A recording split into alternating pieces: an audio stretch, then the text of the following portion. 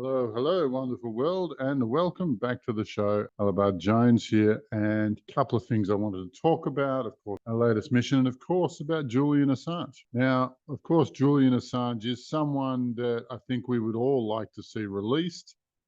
His key crime seems to just be having a stab at the deep state, not that he actually broke a single law. I'm sure they'd charge him with something if they could think it up.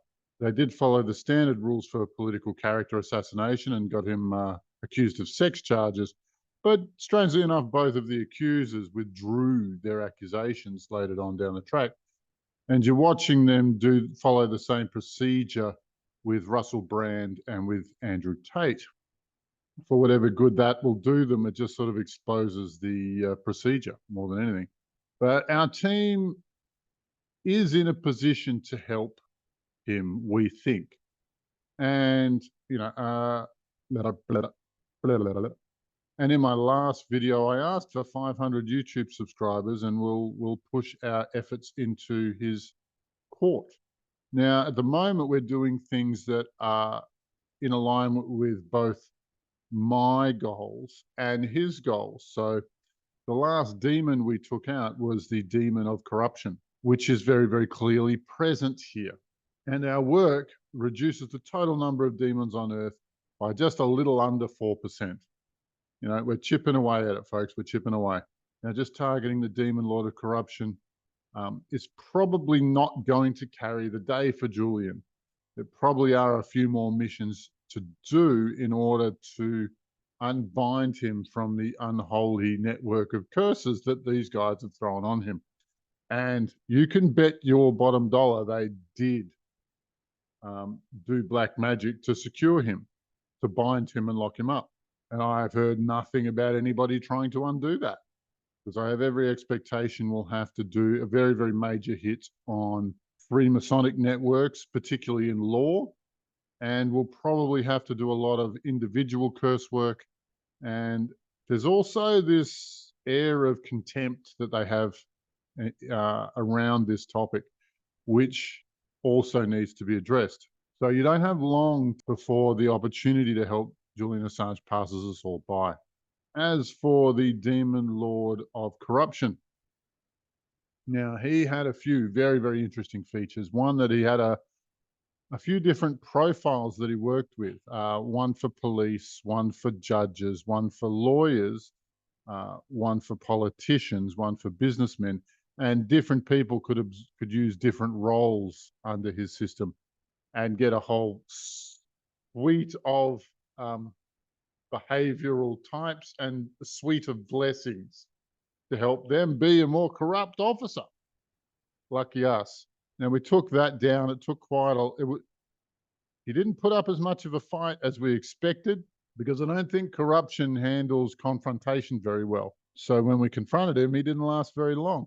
What was really interesting was that all of the fuel that corruption absorbs, and there's a lot of cruelty energy and there's a lot of pain that it creates and then captures, all of that was going off world, and not to the number one guys at the top of the demonic hierarchy, who I don't like using their names, but I'm going to call them Santa and Lucky Luke. These guys weren't receiving the loosh from corruption. It actually went out to a cybernetic organism that propelled nasty down and received more back. And that one was a difficult fight because of its technical competency. And our team was actually exhausted afterwards. But they seem to have one of these sort of mechanical spider monsters for every planet in the galaxy, trying to undermine the rule of law. And don't forget that invasion isn't done anymore with confrontation. It seems to be done with infiltration, or at least that's the way that the Galactic AI does it. And so this being was pumping down energy to infiltrate our politics and our law and undermine the state, or more turn the state into a tool for its bidding. But I am a little confused as to how many different factions are placing harvesting loosh from here because I thought it was Santa and Lucky Luke, but when we confronted Watiko, he wasn't part of their hierarchy. And when we confront corruption, he's also not part of their hierarchy. And so this little conundrum is to be continued. For those of you who are into simulation theory or solipsis theory, you'll laugh when I tell you that the master of this Earth-assigned mechanical half AI monster, its senior officer, when we first confronted it, it goes, hang on, you're part of the game that I'm playing. And then it came to realize that actually we are real people with our own interests and goals and will and direction.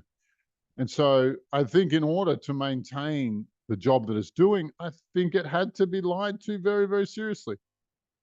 But it means that this is not an original idea and it's used by the dark side to take meaning out of nastiness, to make the nastiness they do meaningless and irrelevant.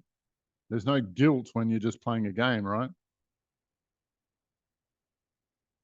So our team will continue to exterminate as many demons as we can get our little hands on. And the extermination team is flying 2 missions a week. So hopefully I'll be publishing two of these reports, which gives us one more on the scorecard. I'm also publishing an update on the God of Alcohol, because what we expected to happen and what's actually happening is more confusing than anything else. We don't understand what's happened, and our team discusses that, so you'll be hearing what we have to say about that.